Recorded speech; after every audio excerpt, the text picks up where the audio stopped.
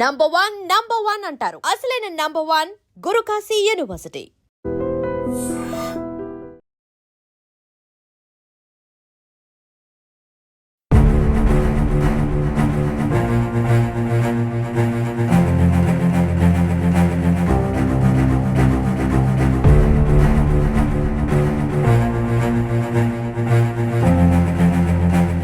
ప్రస్తుతం అయితే మనం కేజీహెచ్ దగ్గర ఉన్నాం. ఒక్కగానొక్క కొడుకును పోగొట్టుకున్నటువంటి ఆ తండ్రి రోదన, కన్నీటి వేదన చూస్తుంటే గనక ప్రతి ఒక్కరికి గుండెలు తరుక్కుపోతున్నాయి. నిన్న కోర్మనపాలెంలో జరిగినటువంటి రోడ్డు ప్రమాదంలో 27 ఏళ్ల యువకుడు రాహుల్ ప్రాణాలు కోల్పోయారు. ఎవరు జీర్ణించుకోలేనటువంటి పరిస్థితి. మరొక బాధాకరమైన విషయం ఏంటంటే అబ్బాయికి మ్యారేజ్ అయ్యి కూడా 3 నెలలు కూడా ఇంకా కంప్లీట్ కాలేదు. అదొక దురదృష్టకరమైన సంఘటన. కుటుంబ సభ్యులు, అటు అమ్మాయి తాలూకా కుటుంబ సభ్యులు కావచ్చు, రాహుల్ కుటుంబ సభ్యులు కూడా తీవ్ర కన్నీటి రోదనతో ఆ బాధను అసలు దిగమింగుకోలేక ఏడుస్తున్నటువంటి తీరు కూడా చాలా బాధాకరం అని చెప్పుకోవాలి. అసలు నిన్న ప్రమాదం ఎలా జరిగింది ఆ విషయాలు చూద్దాం. ప్రమాదం సినర్జిస్ ఆఫీస్ నుంచి వస్తుంది. ఎక్కడండి ఆఫీస్? సినర్జిస్ కాస్టింగ్ బిఎస్సిజెడ్ వస్తుంది. 2 వీలర్ మీద వస్తుంది. అట్లా కంటైనర్ లారీ వస్తుంది. లారీ అది లెఫ్ట్ సైడ్ నుండి వెళ్తుండగా అది లారీ ఓవర్ స్పీడ్ వచ్చి వెనక పడిపోయాడు. లారీనండి tipper? Lorry. Six axle tipper అండి, పెద్ద కైలాగానే పెద్ద లారీ. ఆ లారీ అంటే బండి మీద వెళ్తున్నాడు. లారీ అతను హార్న్ బీప్ చేస్తుంటే ఇతను సైడ్ ఇచ్చాడు. లారీ కాస్త స్పీడ్గా వెళ్తుంది. అక్కడ రోడ్డు డ్రైనేజ్ వర్క్స్ అవుతున్నాయి. ఆ డ్రైనేజ్ వర్క్స్ వల్ల అక్కడ రోడ్డు అనీవెన్గా ఉంది. అనీవెన్ ఈ లారీ పక్క నుంచి వెళ్తుంటే వెంటనే బండి స్లిప్ అయిపోయింది. బండి ఒక పక్క పడిపోయింది. ఇతను బ్యాక్ వీల్ కిందకి పడిపోయారు. అంటే అన్ఎక్స్పెక్టెడ్గా లారీ అంత స్పీడ్గా ఆ రోడ్లో నుంచి రైట్ టైంలో కాకపోయినా రావడం వల్ల ఈ ప్రమాదం hardly is 7:45 is PM 8 PM మధ్యలో జరిగిందండి. ఇది చాలా దురదృష్టమైన సంఘటన. మాతో నేటికి ఒక 5 years నుంచి మా కొలీగ్ నా అండర్లో వర్క్ చేస్తున్నాడు. చాలా చాలా మంచి వ్యక్తి. అంటే చనిపోయాడని కాదు కానీ చాలా మోరల్ వాల్యూస్, చాలా కమిట్మెంట్, డెడికేటెడ్ అయిన వ్యక్తి. ఇలాగ మా నుంచి దూరం అయ్యాడనే బాధ మేము జీర్ణించుకోలేకపోతున్నాం. వాళ్ళ మదరు చిన్నప్పుడే అతనికి ఎక్స్పైర్ అయిపోయారు. వాళ్ళ ఫాదర్ సాక్రిఫైస్ చేసి అతను మ్యారేజ్ చేసుకోకుండా ఈ కొడుకు కోసమే అతను బ్రతుకుతున్నారు. అతను కూడా ఎక్స్ డిఫెన్స్. అతను కూడా దేశానికి అతను సేవ చేశారు. అలాగే ఫ్యామిలీకి సేవ చేశారు, కొడుక్కి సేవ చేశారు. వాళ్ళ ఫాదర్ కూడా ఎన్నో చారిటీస్, సమాజానికి ఉపయోగపడే చారిటీస్ ఎన్నో చేస్తుంటారు. చారిటీస్ అనేది పదమే అతనికి ఒక రకమైన హాబీ. అలాంటి అతనికి ఇలాంటి దుర్భరమైన సంఘటన జరగడం అందరూ జీర్ణించుకోలేకపోతున్నాం. ఇతను కూడా మా కొలీగే. అంటే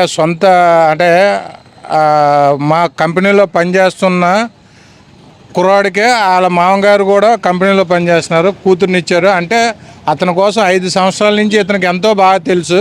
అంత మంచి వ్యక్తి. అలా వితిన్ 2.5 months మ్యారేజ్ అయ్యి అమ్మాయి కూడాను MCA చదువుకుంది. ఇది చాలా బాధాకరమైన సంఘటన. సార్, వినటానికి మనకే అది జీర్ణించుకోలేని పరిస్థితి. ఎందుకంటే 27 ఏళ్ళ యుక్త వయసులో ఒక యువకుడిని పోగొట్టుకోవడం, అందులోనూ ఆ ఫ్యామిలీ గురించి మీరు చెప్తున్నప్పుడు సర్వీస్ ఓరియంట్గా వాళ్ళు వర్క్ చేసినటువంటి ఫ్యామిలీ, మంచి వ్యక్తిని కోల్పోయామంటున్నారు. కుటుంబ పరిస్థితి ఇప్పుడు ఆమె కూడా చాలా ఆగమ గోచరంగా ఉందండి కుటుంబ పరిస్థితి. ఇప్పుడు వర్ణాతీతం, ఎవరు చెప్పే పరిస్థితుల్లో కూడా లేరు. పాప చూస్తే అటు పెయింట్ అయిపోయింది, ఆ ఫాదర్ చూస్తే అటు పెయింట్ అయిపోతున్నారు. ఏదో మా కొలీగ్స్గా మేము ఏదో కొంత వాళ్ళకి మారల్ సపోర్ట్ ఇవ్వగలుగుతున్నాం కానీ వాళ్ళని షేర్ చేసుకోలేని బాధ అండి. ఇలాంటి పరిస్థితి పగస్తుడికి కూడా రాకూడదు అని చెప్పి ఆ భగవంతుని మేము వేడుకుంటున్నామండి. ఇది చాలా దుర్భరమైన పరిస్థితి. ఎవరు కూడా ఫేస్ చేయకూడదు ఇలాంటి సంఘటన అనేది. సిచ్యువేషన్ ఎవరికి రాకూడదు అనేది మా యొక్క విన్నపం. ఇదండి, మేము భగవంతుని వేడుకుంటున్నాం. సార్ ఈ మధ్య రోడ్డు ప్రమాదాల తీరు కూడా చూస్తుంటే కుటుంబాలు విచ్ఛిన్నం అయిపోతున్నాయి. ఈ అవయవాలు కోల్పోయిన సందర్భాల్లో కొంతమంది అయితే అక్కడికక్కడే ప్రాణాలు పోగొట్టుకుంటున్న వాళ్ళు, ఈ హెవీ వెహికల్స్ అనేవి చాలా ఓవర్ స్పీడ్గా రావటం, రూల్స్ని అతిక్రమించడం, ఇవన్నీ చూస్తూ ఉన్నాం. అది మేజర్ ఇదండి.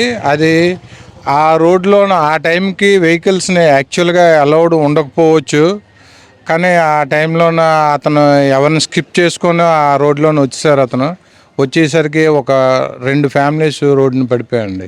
ఇలాంటి ప్రమాదాలు జరగడం వల్ల ఎన్నో ఫ్యామిలీస్ రోడ్డుని పడుతున్నాయి. దయచేసి కన్సర్న్డ్ ఆఫీసర్స్ ఎవరైనా సరే చాలా ప్రోయాక్టివ్గా వర్క్ చేసి దీని మీద సదుద్దేశంతో ఎవరిని కంప్లైంటింగ్ అని మేము కాదండి, ఇలా మాలాగే ఏ ఒక్కరు కూడా రోడ్డును పడిపోకూడదు, ఏ ఒక్క ఫ్యామిలీ కూడా రోడ్డును పడిపోకూడదు అని మేము వాళ్ళని విన్నవించుకుంటున్నామండి. కాస్త ఆర్టీఓ అవ్వచ్చు, పోలీస్ ఆఫీసర్స్ అవ్వచ్చు, ఎవరైనా సరే దయచేసి మీకు ఉన్న పరిధుల్లో మీరు దాన్ని కంట్రోల్ చేయవలసిందిగా కోరుతున్నాం. అక్కడ రోడ్ ఎక్స్టెన్షన్ అవుతుందండి, ఒక సేఫ్టీ ట్యాగ్ కూడా అక్కడ లేదు. ఒక సేఫ్టీ ట్యాగ్ కూడా అక్కడ లేదండి, ఒక అలర్ట్ ఇది కూడా లేదు. అక్కడ చాలా రోడ్డు నియర్ బై రోడ్డు పెద్ద గొంతు ఉంది, ఆ గొంతును కూడా ఎవరు కూర్చుని నాదులు లేరు. జస్ట్ ఈ యాక్సిడెంట్ అయ్యేసరికి సమ్ ఆఫీసర్స్ సమ్ పర్సన్స్ అది ఆ గొంతుని పోర్చడం జరిగింది. బట్ అయిపోయి అంటే జరగవలసిన డ్యామేజ్ జరిగిపోయిన తర్వాత జరిగిందండి. అంటే నెక్స్ట్ వాడికి కూడా జరగకపోవచ్చు అనే సదుద్దేశంతో వాళ్ళు చేయొచ్చు, కానీ తీరని అన్యాయం అయితే మాత్రం మా కొలీగ్గా, మాకు ఫ్యామిలీగా వాళ్ళకి చాలా లారీ డ్రైవర్ని పోలీస్ ఆఫీసర్స్ వెంటనే చాలా ప్రోయాక్టివ్గా స్పందించారు. లారీ డ్రైవర్ కూడాను ఇప్పుడు ప్రజెంట్ కుర్మన్పాలెం స్టేషన్లో ఉన్నారు, వెహికల్ కూడా కుర్మన్పాలెం స్టేషన్లో ఉంది. మేము ఎవరిని కంప్లైంటింగ్ కాదు సార్. దయచేసి ఏవైనా రోడ్ ఎక్స్టెన్షన్స్ అయ్యేటప్పుడు కానీ ఇదిగప్పుడు కానీ ఓవర్ స్పీడు ఏవైనా కంట్రోల్ చేసే పద్ధతుల్ని వాళ్ళు కొద్దిగా ప్రోయాక్టివ్గా చూడాలని మేము మనసారా వాళ్ళు ప్రార్థిస్తున్నామండి. మాలాగా ఏ ఒక్కరికి అన్యాయం జరగకూడదనే ఒకే ఒక సదుద్దేశంతో. ఇది ఒక రోడ్డు ప్రమాదంలో ఒక యువకుడిని కోల్పోయినటువంటి బాధిత కుటుంబ సభ్యుల రోదన, ఆవేదన. ఇది ఒకరికి జరిగిందని కాదు, ఎవ్వరికి కూడా జరగకూడదు. ఎందుకంటే ఒక యువకుడు ప్రాణాలు పోగొట్టుకోవడం వల్ల ఈరోజు ఆ తండ్రి అనాథ అయిపోయినటువంటి పరిస్థితి అయిపోయింది. ఎందుకంటే ఆ భార్యను కోల్పోయినటువంటి అతను ఒక్కగానొక్క కొడుకుని ఎంత అల్లారు ముద్దుగా పెంచుకున్నారు, చదివించుకున్నారు, మంచి జాబ్ చేస్తున్నారు, పెళ్ళి కూడా చేశారు. కేవలం 2.5 నెలలు మాత్రమే అయింది అబ్బాయికి వివాహమై.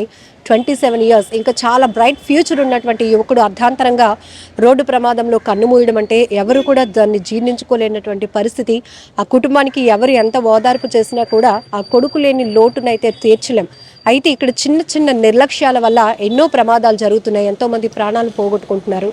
కానీ ఆ వ్యక్తుల్ని కోల్పోతున్నటువంటి కుటుంబ సభ్యుల రోదన కావచ్చు, ఆ బాధ ఎంత వర్ణనాతీతంగా ఉంటుంది అంటే ఇలాంటివి జరగకుండా ఉండాలి అంటే ప్రాపర్గా అధికారుల పర్యవేక్షణ కూడా చాలా అవసరం ఉంది.